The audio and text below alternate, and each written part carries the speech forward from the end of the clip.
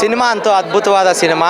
But ಈ cinema ಬಂದ್ಬಿಟ್ಟು 4 ವರ್ಷದಿಂದ ಎತ್ತಿದ್ದಾರೆ ಅಂದರೆ ಒಂದೊಂದು ಚಿಕ್ಕ ಚಿಕ್ಕ ಸೀನ್ ಬಂದ್ಬಿಟ್ಟು ಎಷ್ಟು ಕಷ್ಟಪಟ್ಟು ಎತ್ತಿದ್ದಾರೆ ಅಂದರೆ ಆ್ಯಡ್ಸ್ ಆಫ್ ಗೀತು ಮೋಹನ್ ದಾಸ್ ಅವ್ರಿಗೆ ಆ್ಯಡ್ಸ್ ಆಫ್. ಒಂದು ಲೇಡಿ ಸೂಪರ್ ಸ್ಟಾರ್ ಡೈರೆಕ್ಟರ್ ಅಂತೂ ಆ್ಯಡ್ಸ್ ಆಫ್.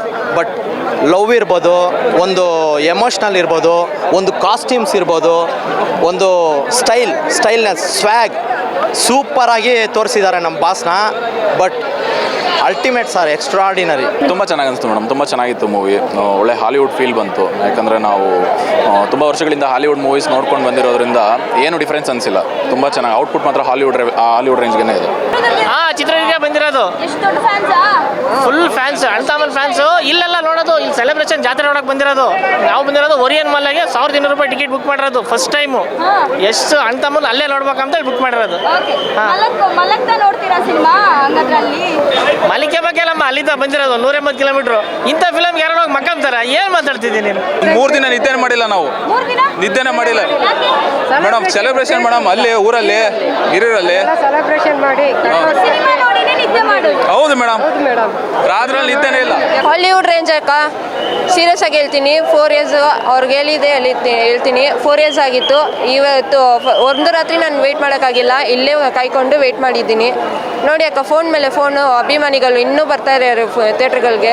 ನಿಮ್ಮ ಅಭಿಮಾನಿಗಳ ಬಾಸ್ ಅಭಿಮಾನಿಗಳು ನಮಗೆಲ್ಲ ಇರ್ತಾರೆ ಅಕ್ಕ. ಅದೇ ಫೋನ್ ಮೇಲೆ ಫೋನ್ ಮಾಡ್ತಾ ಇದ್ದಾರೆ ನಿಮಗೆ.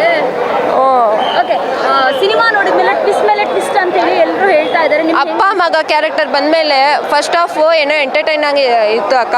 ಸೆಕೆಂಡ್ ಹಾಫ್ ಅಂತೂ ಕಣ್ಣೇ ಎತ್ತಕ್ಕಾಗಿಲ್ಲ. ಅಪ್ಪ ಮಗ ಕ್ಯಾರೆಕ್ಟರ್ ಬಂದಮೇಲೆ ಹಾಲಿವುಡ್ ರೇಂಜ್ ಅನ್ನಿಸ್ತಾ ಇಲ್ಲ.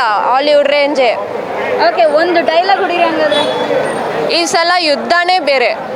Dad is home. Geethu Mohan direct, ಒಬ್ಬ ಲೇಡೀಸ್ ಡೈರೆಕ್ಟ್ ಈ ಥರ ಮೂವಿ ಮಾಡಿದ್ದಾರೆ ಅಂದರೆ ತುಂಬ ಖುಷಿ ಆಗುತ್ತೆ.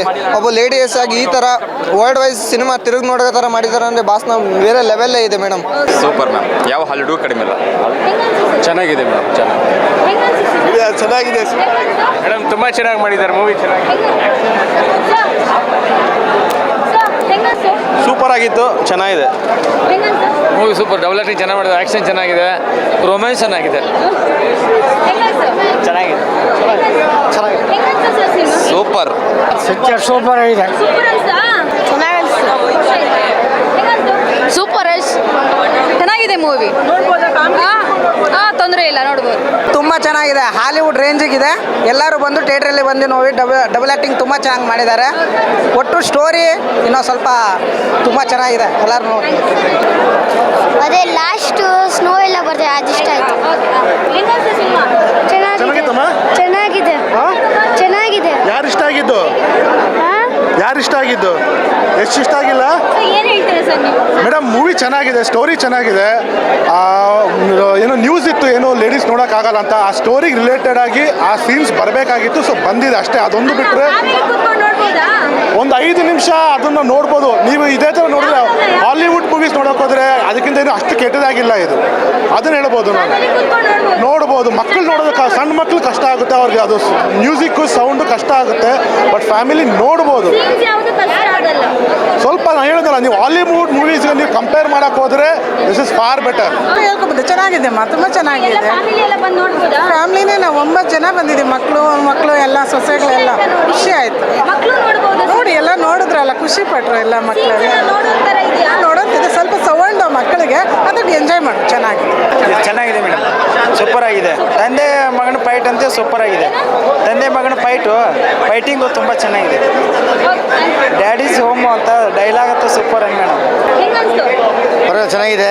ಒಳ್ಳೆ ಇಂಗ್ಲೀಷ್ ಸಿನಿಮಾ ನೋಡ್ದಂಗಿತ್ತು. ಹೌದು,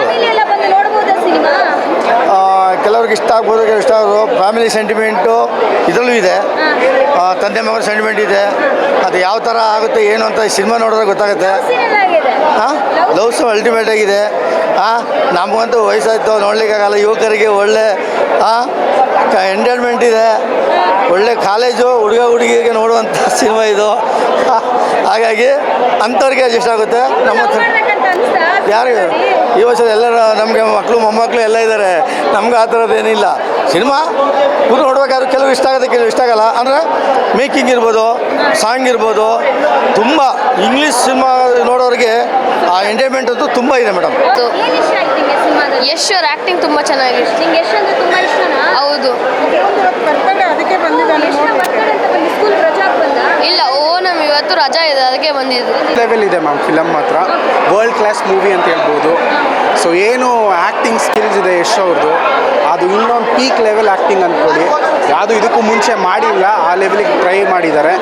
ಸೊ ಆ ಟೆರಿಟರಿ ನಮ್ಮದು, ಈ ಟೆರಿಟರಿ ನಮ್ಮದು ಅಂತಿಲ್ಲ, ವರ್ಲ್ಡ್ ಈಸ್ ಮೈ ಟೆರಿಟರಿ ಅಂತ ಏನಿದೆ ಈ ಫಿಲಮಲ್ಲಿ ಪ್ರೂವ್ ಮಾಡ್ಕೊಂಡಿದ್ದಾರೆ.